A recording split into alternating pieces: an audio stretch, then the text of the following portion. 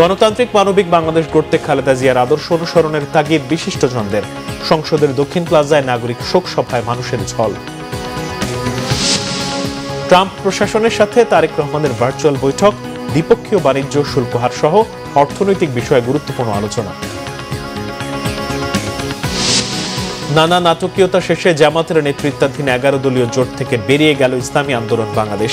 এককভাবে 268 আসনে নির্বাচনের ঘোষণা। উত্তরায় বহুতল আবাসিক ভবনে ভয়াবহ আগুন, 6 জনের মৃত্যু। উদ্ধারকৃত দগ্ধ কয়েকজনের শঙ্কাজনক অবস্থা।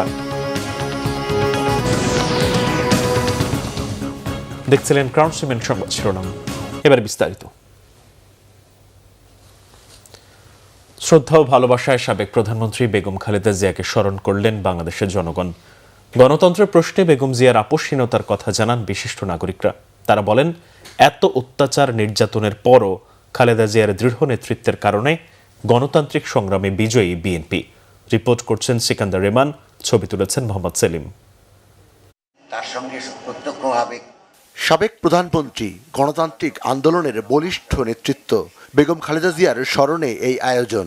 জাতীয় সংসদের দক্ষিণ প্লাজায় নাগরিক শোকসভা সভাপতিত্ব করেছেন সাবেক প্রধান বিচারপতি সৈয়দ জেআর মোদাচ্ছের হোসেন। শোকসভাকে ঘিরে এক আবেগঘন পরিবেশ। শুক্রবার বেলা 2:30টায় সংসদ ভবনের দক্ষিণ প্লাজায় এই শোকসভা শুরু হওয়ার কথা থাকলেও দুপুর গড়ানোর অনেক আগ থেকেই দেশের বিভিন্ন শ্রেণী পেশার মানুষ বেগম জিয়াকে শ্রদ্ধা জানাতে অনুষ্ঠানে যোগ দেন। সপরিবারে যোগ দেন বিএনপি চেয়ারম্যান তারেক রহমান। আগতদের প্রায় সবার পরনেই কালো পোশাক, হাতে কালো পতাকা ও বুকে শোকের ব্যাজ। নাগরিক সমাজের উদ্যোগে আয়োজিত এই শোকসভায় ঢাকা বিশ্ববিদ্যালয় সহ বিভিন্ন শিক্ষা প্রতিষ্ঠানের শিক্ষক, জ্যেষ্ঠ চিকিৎসক, প্রকৌশলী, আইনজীবী এবং ধর্মীয় প্রতিনিধিরা উপস্থিত ছিলেন। এই যে সংযম, পরিণতি বোধ এবং আত্মমর্যাদা, রাজনীতিতে অনেক অনুসারী থাকবেন, অনেক মত পথ দর্শন থাকবে, কিন্তু যে জিনিস যেই রাজনীতিরই, যে সংস্কৃতিরই অনুসারী হন না কেন, এই বিষয়টা আজকে বাংলাদেশের অসহিষ্ণুতার সময়ে অত্যন্ত গুরুত্বপূর্ণ বলে আমি মনে করি। ম্যাডাম খালেদা জিয়ার এই ধরনের অবহেলা, লিভার ফাংশন দ্রুত অবনতি ঘটিয়ে ওনাকে মৃত্যুর দিকে ঠেলে দিয়েছিল। That was a willful negligence. এটা ইচ্ছাকৃত অবহেলা, এটা একটা অমার্জনীয় অপরাধ।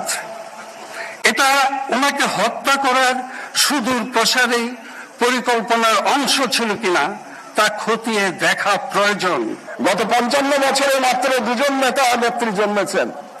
তাদের সমতুল্য হওয়া কঠিন কাজ এবং সন্তান হলে আরো কঠিন কাজ।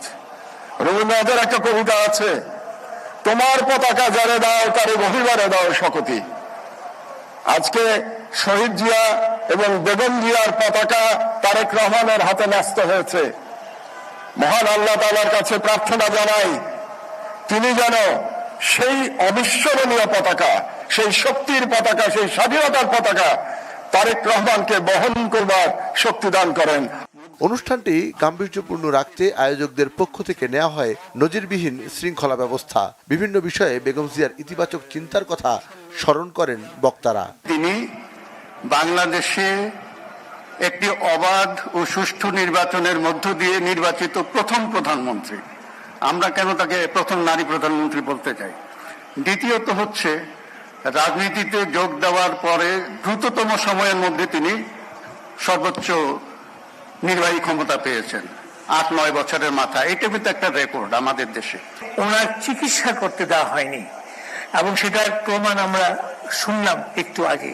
এবং এত কিছুর পরেও উনি যখন প্রথম বাণী দিলেন মুক্ত হয়ে, 7ই অগস্ট উনি বিএনপির এক সভায় উনি ভাষণ দিলেন এবং সেখানে উনি যে মূল বাণীটা আমাদেরকে দিলেন যে ধ্বংস নয়, প্রতিরোধ নয়, প্রতিহিংসা নয়, প্রতিশোধ নয়।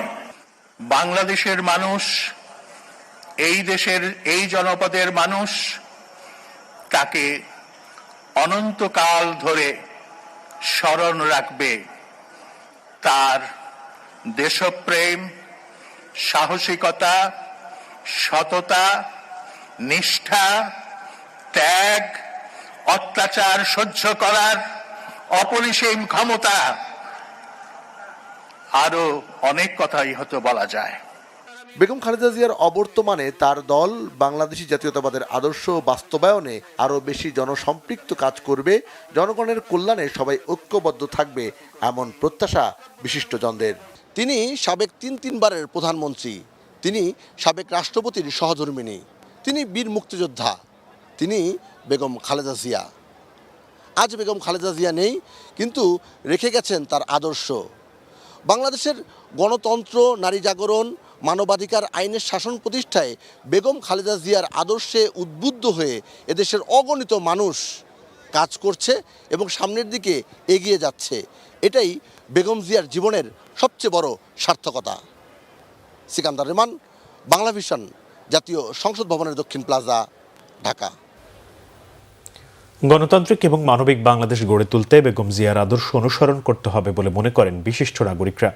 শুক্রবার নাগরিক শোক সভায় অংশ নিয়ে তারা বলেছেন, ন্যায়ের পতাকা হাতে আজীবন লড়াই করে গেছেন বেগম জিয়া, যা সমুন্নত রাখার দায়িত্ব এখন তরুণ প্রজন্মের। এ সময় বেগম জিয়ার স্মৃতিচারণ করেন তার সহযোদ্ধারা। নাবিল জাহাঙ্গীরের রিপোর্ট, ক্যামেরায় উজ্জ্বল দাস। শোকের কালো রং গায়ে জড়িয়ে জুম্মার নামাজের পর সংসদ ভবনের দক্ষিণ প্লাজায় জড়ো হতে থাকেন বিশিষ্টজনরা। তিনবারের প্রধানমন্ত্রী বেগম জিয়া স্মরণে দলমত নির্বিশেষে নাগরিকদের শোকসভা। গণতান্ত্রিক এবং মানবিক বাংলাদেশ বিনির্মাণে বেগম জিয়ার আদর্শের চর্চা প্রজন্ম থেকে প্রজন্মের কাছে ছড়িয়ে দেওয়ার প্রত্যয় ব্যক্ত করেন সভায় অংশগ্রহণকারীরা। উনি যে আদর্শ আমাদের মাঝে রেখে গেছেন, এই বাংলাদেশের কোটি কোটি জনতা এবং আমরা যারা জাতীয়তাবাদের সৈনিক এবং সাধারণ জনগণ, তার এই আদর্শ আমরা আমাদের বুকে ধারণ করে রাখবো ইনশাল্লাহ। আমাদের বাংলাদেশের লক্ষ কোটি তরুণদের মাঝে পৌঁছে দিতে হবে সেটা, এবং সে আদর্শ ধারণ করেই বাংলাদেশ এগিয়ে যাবে। বেগম জিয়া আমাদের এই গণতন্ত্র, মানবাধিকার, আইনের শাসন যে শিখে গেছেন, আমরা এটা ধারণ করে সারা দেশে আমরা ছড়িয়ে দেওয়ার প্রত্যয় ব্যক্ত করছি। অতীতের গহীনে বেগম জিয়াকে খুঁজে ফেরেন তার দীর্ঘদিনের সহযোদ্ধাদের অনেকেই। জাতীয়তাবাদী ছাত্র দলের চিন্তা ভাবনা কি, তারা কি ভাবছে উনি জিজ্ঞেস করতেন, এবং আমার যতটুকু মনে পড়ে যে সব সময় আমাদের চিন্তা ভাবনার সাথে বেগম খালেদা জিয়ার চিন্তা ভাবনার একটা এক ধরনের একটা মিল আমরা সব সময় খুঁজে পেতাম। শিল্প, সাহিত্য, সংস্কৃতির প্রতি তার একটা আলাদা দরদ ছিল। আমি একবার তাকে বলছিলাম যে ম্যাডাম, বাংলা একাডেমিতে নজরুলের বই প্রকাশ করার টাকা শেষ হয়ে গেছে, আর বই প্রকাশ করতেছে না। বলে আমাদের জাতীয় কবি নজরুলের বই প্রকাশ করতে টাকা নাই। আমি এরকম তো বললো, ঠিক আছে। পরের দিনই উনি নজরুলের বই করার জন্য বিশাল ফান্ড একটা দিয়ে দিলেন। ওনার কাছে প্রথম আমি গিয়ে বৌদ্ধদের পক্ষ থেকে প্রথম শুভেচ্ছা বিনিময় করি। সেই সময় আমাকে কোনো একজন ওনার মন্ত্রী পরিষদের একজন মন্ত্রী একটু সংক্ষিপ্ত করার জন্য বলছিলেন, অথচ ওনার সঙ্গে আমার তেমন কোনো ঘনিষ্ঠ সম্পর্ক ছিল না। উনি তখনই বলে দিলেন যে উনি বৌদ্ধদের প্রতিনিধি, ওনাকে কত বন্ধ করবেন না, এই দেশের নাগরিক, ওই সংখ্যালঘু দিয়ে বা বৌদ্ধ বলে ওনাকে এইভাবে করা যাবে না। উঠে আসে নানান স্মৃতিকথা, মূর্ত হয়ে ওঠে এক আপসহীন নেত্রীর রাজনৈতিক সংগ্রামের উপাখ্যান। বেগম খালেদা জিয়া বাংলাদেশের এমন একজন রাজনীতিবিদ যিনি তার স্বামীর পরে জনগণের এক বুক ভালোবাসা পেয়েছেন। আসলে বেগম জিয়া যে চলে গেছেন এটা আমি কখনো অনুভব করছি না। আমার মনের মধ্যে একটা জিনিসই ভাসছে যে ওনার এই চেহারাটা, আমি যেদিকে তাকাই সেদিকে মনে হচ্ছে উনি আমার দিকে তাকিয়ে হাসছেন। তাকে চরমভাবে হেনস্থা করে তার বাড়ি থেকে বের করে দেওয়া হয়েছে। তার পরিবারকে তার সঙ্গে অসাধারণের কোনো সীমানা ছিল না। তারপরেও তিনি প্রেস কনফারেন্স করে বলেছেন যে আমার এবং আমার পরিবারের সঙ্গে যে অসদাচরণ শেখ হাসিনা করেছেন তার জন্য আমি একতরফাভাবে তাকে ক্ষমা করে দিলাম। বাংলাদেশের রাজনৈতিক ইতিহাসে বেগম জিয়া ছিলেন এক মহাকাব্যের নাম, তাই তার মৃত্যুর মধ্য দিয়ে পরিসমাপ্তি হয়েছে এক মহাকালের। দেশের বিশিষ্টজন এবং বেগম জিয়ার দীর্ঘদিনের সহকর্মীরা একত্রিত হয়েছেন তার স্মৃতি এবং অবদানের প্রতি শ্রদ্ধা জানাতে, যাতে ভবিষ্যৎ বাংলাদেশের পাথেয় এবং অনুপ্রেরণা হয়ে থাকেন বেগম জিয়া। নাবিল জাহাঙ্গীর, বাংলা ভিশন, ঢাকা। এদিকে মৃত্যুর 18 দিন পরও বেগম খালেদা জিয়ার সমাধিতে শ্রদ্ধা, ভক্তি ও জিয়ারতে নেতাকর্মী সহ সাধারণ মানুষের ঢল। শুক্রবার সকালে জাতীয়তাবাদী ভ্যান রিকশা চালক দলকে নিয়ে জিয়াউর রহমান ও বেগম খালেদা জিয়ার সমাধি জিয়ারত করেন বিএনপির যুগ্ম মহাসচিব হাবিবুন নবী খান সোহেল। তিনি বলেছেন, একটি দল তাদের 20 দাঁত লুকিয়ে রেখেছে, ক্ষমতায় বসতে পারলে তাদের আসল রূপ ফিরে আসবে। 71-এ যারা হত্যাযজ্ঞ করেছে এবং সাহায্য করছেন তারাই এখন অরাজকতা সৃষ্টি করছে বলে মন্তব্য করেন বিএনপির এই নেতা। বিএনপি চেয়ারম্যান তারেক রহমানের সঙ্গে মার্কিন প্রেসিডেন্ট ডোনাল্ড ট্রাম্প প্রশাসনের একটি ভার্চুয়াল বৈঠক অনুষ্ঠিত হয়েছে। বৈঠকে যুক্তরাষ্ট্রের বাণিজ্য প্রতিনিধি দলের নেতৃত্ব দেন জেমিসন গ্রিয়ার। শুক্রবার সকাল 9টায় গুলশানে নিজ বাসা থেকে ভার্চুয়ালি এই বৈঠকে যুক্ত হন তারেক রহমান। বৈঠকে বাংলাদেশ ও যুক্তরাষ্ট্রের দ্বিপক্ষীয় বাণিজ্য, পারস্পরিক শুল্ক হার এবং ভবিষ্যৎ অর্থনৈতিক সহযোগিতা নিয়ে বিস্তারিত আলোচনা হয়। বৈঠকে আরও উপস্থিত ছিলেন যুক্তরাষ্ট্রের পক্ষ থেকে দক্ষিণ ও মধ্য এশিয়া বিষয়ক সহকারী মার্কিন বাণিজ্য প্রতিনিধি ব্রান্ডন লিঞ্চ এবং একই অঞ্চলের পরিচালক এমিলি অ্যাশবি এবং বিএনপির যুগ্ম মহাসচিব ও আন্তর্জাতিক বিষয়ক কমিটির সদস্য হুমায়ুন কবির। নানা নাটকীয়তার পর অবশেষে 11 দলীয় জোট থেকে বেরিয়ে এককভাবে নির্বাচনে অংশ নেবার ঘোষণা দিয়েছে ইসলামী আন্দোলন বাংলাদেশ। 268 আসনে দলটির প্রার্থীরা প্রতিদ্বন্দ্বিতা করেও বাকি আসনে অন্যদের সমর্থন দেওয়ার ঘোষণা দেন তারা। তবে এখনও সমঝোতা হতে পারে বলেও জানান 11 দলের সমন্বয়ক জামায়াতের সহকারী সেক্রেটারি জেনারেল হামিদুর রহমান আজাদ। বিস্তারিত ওমর ফারুকের রিপোর্টে। অবশেষে গুঞ্জনই সত্যি হলো, 11 দলীয় নির্বাচনী সমঝোতা জোটে থাকছে না অন্যতম শরিক দল ইসলামী আন্দোলন বাংলাদেশ। রাজনীতির মাঠ যখন ভোটকেন্দ্রিক আলোচনায় সরগরম, তখনই রাজধানীর পুরানা পল্টনে ইসলামী আন্দোলনের কেন্দ্রীয় কার্যালয়ে সংবাদ সম্মেলনে এককভাবে 268টি আসনে নির্বাচন করার ঘোষণা দেয় দলটি। আমরা আজকে আপনাদের সামনে এদিন ইসলামী আন্দোলনের মুখপাত্র গাজী আতর রহমান জানান, যে নীতি আদর্শ নিয়ে জোটের শুরু তা এখন বিদ্যমান নেই, ফলে এককভাবেই নির্বাচন করবে তার দল। বলেন, জোট থেকে বেরিয়ে আসলেও বিএনপি বা জাতীয় পার্টির সাথে জোট গঠনের সম্ভাবনা নেই। ইসলামপন্থী শক্তির ওয়ান বক্স থেকে কেউ কেউ এটাকে রাজনৈতিক স্বার্থ হাসিলের জন্য, ক্ষমতায় যাওয়ার একমাত্র লক্ষ্য বাস্তবায়নের জন্য এটাকে এই ধারা থেকে ভিন্ন দিকে নিয়ে যাওয়ার চেষ্টা চালাচ্ছে। তবে নানা নাটকীয়তা ও দিনভর আলোচনা শেষে বৃহস্পতিবার সন্ধ্যায় 253 আসনে প্রার্থী তালিকা ঘোষণা করে জামাত ইসলামের নেতৃত্বাধীন 10 দল। এতে 30টি আসন নির্ধারণ করা হয় এনসিপির জন্য। এনসিপির সিনিয়র যুগ্ম আহ্বায়ক আরিফুল ইসলাম আদিব জানান, গণ অভ্যুত্থানের আকাঙ্ক্ষা বাস্তবায়নে গণভোটে হার জয়যুক্ত করতে নির্বাচনী সমঝোতার জোটে অংশ নিয়েছে তার দল। 3টি কারণে বিচার সংস্কার এবং আধিপত্যবাদ বিরুদ্ধের জায়গার থেকে মূলত আমাদের এটি, এবং একই সাথে আগামী নির্বাচনটা কিন্তু শুধুমাত্র জাতীয় নির্বাচন নয়, এটি একটি গণভোটের হ্যাঁ এবং না এর নির্বাচন। ফলে এই গণভোটে যে মৌলিক সংস্কারগুলো সবাই মিলে করেছে সেটির পক্ষে কিন্তু হ্যাঁ জয়যুক্ত করার একটি নির্বাচন। তবে জামাত ইসলামী সহকারী সেক্রেটারি জেনারেল হামিদুর রহমান আজাদ বলেন, ইসলামী আন্দোলন এককভাবে নির্বাচনের ঘোষণার পরেও সমঝোতা হতে পারে। তো 300 আসনে একক প্রার্থীর যে নীতি নিয়ে আমরা অগ্রসর হয়েছিলাম, সেটা বলা যায় বেশ সফলভাবে আগিয়েছে, সন্তুষ্টির সাথে আগিয়েছে এবং অত্যন্ত যোগ্য প্রার্থীদেরকে আমরা বাছাই করতে সক্ষম হয়েছি বিভিন্ন আসনে। নমিনেশন সাবমিট করেছেন ওনারা, তো এককভাবে ইলেকশন করার ঘোষণা দিতেও পারেন। তো আমরাও মনে করি যে এখানেও আবার একটা বোঝাপড়া হতে পারে। নির্বাচনে প্রতিযোগিতা হবে, তবে প্রতিহিংসা এড়িয়ে দেশের স্বার্থে কাজ করতে সকলকে আহ্বান জানান জামাতের এই শীর্ষ নেতা। ওমর ফারুক, বাংলা ভিশন, ঢাকা। ইসলামী আন্দোলনের জন্য এখনো জোটের দরজা খোলা আছে বলে জানিয়েছেন এনসিপির নির্বাচন পরিচালনা কমিটির প্রধান আসিফ মাহমুদ সজীব ভুঁইয়া। ইসলামী আন্দোলন জোটে ফিরে আসবে বলেও আশা প্রকাশ করেন তিনি। শুক্রবার রাতে এনসিপির কার্যালয়ে এক সংবাদ সম্মেলনে আসিফ মাহমুদ জানান, এনসিপি আসন সমঝোতার শুরু থেকেই 30টি আসনের বিষয় বলে আসছে, এখনো তাই রয়েছে। আমরা এখনো প্রত্যাশা করি যে ইসলামী আন্দোলন বাংলাদেশ এই জোটের অংশ হবেন। যদি সেটা শেষ পর্যন্ত না হয়ে ওঠে, তাহলে আমরা অবশ্যই প্রত্যাশা করব যে এনসিপির যেই 30টি আসনে সমঝোতা হয়েছিল জামাতের সাথে এবং অন্যান্য 10 দলীয় নির্বাচনী ঐক্যের সাথে, আমরা প্রত্যাশা করি যে এই সংখ্যাটা বাড়বে। আমরা এই জোটের প্রতি সম্মান রেখে ইতিমধ্যেই এনসিপি তাদের প্রার্থী মনোনয়ন জমা দেওয়ার ক্ষেত্রেও আমরা আমাদের পার্টির অনেককেই বিরত করেছি। জুলাই যোদ্ধাদের উদ্যোগে গঠিত হল network for people's action NPA নামে আরেকটি নতুন রাজনৈতিক দল। নতুন বাংলাদেশ নতুন রাজনৈতিক বন্দোবস্তের পরিবর্তে অভ্যুত্থানের একটি অংশের ক্ষমতা কেন্দ্রিক পুরনো রাজনৈতিক চর্চায় ফিরে যাওয়ার বিপরীতে জুলাইয়ের চেতনায় গণতান্ত্রিক অধিকার নিশ্চিতের ঘোষণা দিয়েছে তরুণদের এই দলটি। এনসিপি থেকে পদত্যাগ করা কেন্দ্রীয় 2 নেতা ছাড়াও ছাত্র ইউনিয়নের ঢাকা বিশ্ববিদ্যালয়ের সভাপতি মেঘমাল্লার বসু, কেন্দ্রীয় সহসভাপতি নাজিফা জান্নাত সহ জুলাই আন্দোলনে অগ্রণী ভূমিকা রাখা কবি, সাহিত্যিক, সামাজিক সাংস্কৃতিক ব্যক্তিত্বরা রয়েছেন এই দলের সাথে। রিপোর্ট রকুনুজ্জামানের।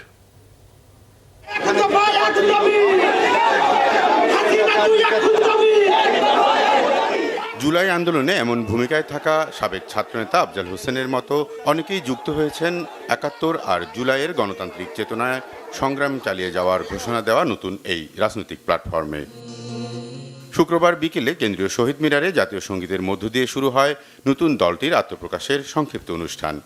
অনুষ্ঠানের শুরুতেই স্বাগত বক্তব্যে নতুন এই রাজনৈতিক প্ল্যাটফর্মের প্রয়োজনীয়তা তুলে ধরেন জামাতের সাথে জোটে যাওয়ার ঘটনায় পদত্যাগ করা এনসিপির সাবেক কেন্দ্রীয় নেতা অনিক রায়। রাষ্ট্রের সাথে নাগরিকের সার্বিক সম্পর্কের কোনো রূপান্তর ঘটেনি, বরং সংস্কার প্রক্রিয়া সির্ফ অভিজাত শ্রেণীর মধ্যে আপোষ রফার একটি প্রক্রিয়ায় পুনর্বসিত হয়েছে।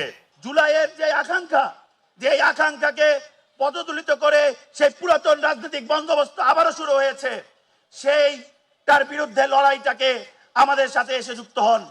৭১-এর যে আমাদের অধরা স্বপ্ন, এটি গণতান্ত্রিক রাষ্ট্রের অধরা স্বপ্ন, সেই অধরা স্বপ্ন বাস্তবায়নে আপনারা আমাদের সাথে এসে যুক্ত হন। এরপর নতুন রাজনৈতিক প্ল্যাটফর্মটির 3 জন মুখপাত্র সহ 101 জনের কেন্দ্রীয় কাউন্সিল ঘোষণা করা হয়। দলের মুখপাত্র হিসাবে থাকছেন ফেরদৌস আরা রুমি, ছাত্র ইউনিয়নের কেন্দ্রীয় নেতা নাজিফা জান্নাত এবং এনসিপি থেকে পদত্যাগ করা তুহিন খান। 3 মুখপাত্র মিলে ঘোষণা করেন দলের ঘোষণাপত্র। ধর্মীয়, জাতিগত ও লৈঙ্গিক পরিচয়ের সংখ্যালঘু এবং প্রান্তিক জনগোষ্ঠীর জীবন আরও বেশি ঝুঁকির মধ্যে ঠেলে দেওয়া হচ্ছে। প্রায় সব রাজনৈতিক শক্তি কোনো না কোনোভাবে নারী, সংখ্যালঘু বা প্রান্তিক জনগোষ্ঠীর প্রতি অবিচারমূলক আচরণ করেছে। জুলাইয়ের রাজপথে ছাত্র, শ্রমিক ও সাধারণ মানুষের যে রক্ত ঝরেছে তা কেবল ক্ষমতার পালাবদলের জন্য ছিল না, তা এক ফ্যাসিবাদের জায়গায় আরেক ফ্যাসিবাদ, এক স্বৈরশাসকের বদলে আরেক স্বৈরশাসক বসানোর জন্য ছিল না। সেই রক্ত ছিল রাষ্ট্র কাঠামোর আমূল পরিবর্তনের আকাঙ্ক্ষার প্রকাশ। ৫৪ বছরের শোষণ ও বঞ্চনার ইতিহাস আমাদের স্পষ্ট শিক্ষা দেয়, পুরনো কাঠামো বহাল রেখে জনগণের মুক্তি সম্ভব নয়। আজ যখন সাম্প্রদায়িক বিভাজন ও গণবিরোধী রাজনৈতিক শক্তি জাতীয় ঐক্য ভাঙতে তৎপর, তখন মুক্তিযুদ্ধ জুলাইয়ের আকাঙ্ক্ষা বাস্তবায়নের একমাত্র পথ হলো জনগণের নিজস্ব রাজনৈতিক শক্তি গড়ে তোলা। তরুণদের এই উদ্যোগে উপস্থিত ছিলেন জুলাইয়ের অভ্যুত্থানে গুরুত্বপূর্ণ ভূমিকা রাখা ফরাদ মাজার সহ বিশিষ্টজনেরা। আন্তর্জাতিকভাবে এবং আঞ্চলিকভাবে আমরা নিরাপদ না। রকুনুজ্জামান, বাংলা ভিশন, ঢাকা। রাজধানীর উত্তরায় 11 নম্বর সেক্টরের 18 নম্বর রোডের বহুতল একটি ভবনে অগ্নিকাণ্ডের ঘটনায় 6 জন নিহত হয়েছে। আশঙ্কাজনক অবস্থায় বেশ কয়েকজন হাসপাতালে ভর্তি। শুক্রবার সকাল 7:50 আগুন লাগে। মুহূর্তের মধ্যেই আগুন ছড়িয়ে পড়ে পুরো বিল্ডিংয়ে। পরে ফায়ার সার্ভিসের 2টি ইউনিট ঘটনাস্থলে পৌঁছে আগুন নেভানোর চেষ্টা করে। আধা ঘন্টার চেষ্টায় আগুন নিয়ন্ত্রণে আনেন তারা। ফায়ার সার্ভিস জানায় ধোঁয়ায় দম বন্ধ হয়ে ঘটনাস্থলেই 3 জনের মৃত্যু হয়। পরে হাসপাতালে নেওয়া হলে আরও 3 জন মৃত্যুবরণ করেন। পুলিশ জানায় অগ্নিকাণ্ডের ঘটনায় একই পরিবারের 3 জন নিহত হয়েছে। আহতদের রাজধানীর কুয়েত মৈত্রী হাসপাতাল ও ঢাকা মেডিকেল কলেজে পাঠানো হয়েছে। সিলিন্ডার বিস্ফোরণে আগুনের সূত্রপাত হতে পারে বলে ধারণা করছে পুলিশ। রাজনৈতিক আলাপের ট্যাবু ভাঙার গল্পে নির্মিত সিনেমা এখানে রাজনৈতিক আলাপ জরুরি প্রেক্ষাগৃহে মুক্তি পেয়েছে। শুক্রবার থেকে স্টার সিনেপ্লেক্সের 5টি শাখায় দেখা যাচ্ছে সিনেমাটি। সিনেমার পরিচালক সঙ্গীত শিল্পী আহমেদ হাসান সানি, গল্প লিখেছেন ও প্রযোজনা করেছেন খালিদ মাহবুব তুর্য। চলচ্চিত্রটির মুক্তি উপলক্ষে সিনেমা হলে উপস্থিত ছিলেন শ্যামল বাংলা মিডিয়া লিমিটেডের ব্যবস্থাপনা পরিচালক ও ঢাকা 6 আসনের বিএনপি মনোনীত প্রার্থী ইশরাক হোসেন, বাংলা ভিশনের অনুষ্ঠান প্রধান তারেক আখন্দ ও সিনেমাটির অভিনয় শিল্পী ও কলাকুশলীরা। এছাড়া উপস্থিত ছিলেন মিডিয়ার বিভিন্ন সেক্টরের মানুষেরা। সিনেমাটির সহ প্রযোজনা ও মিডিয়া পার্টনার বাংলা ভিশন।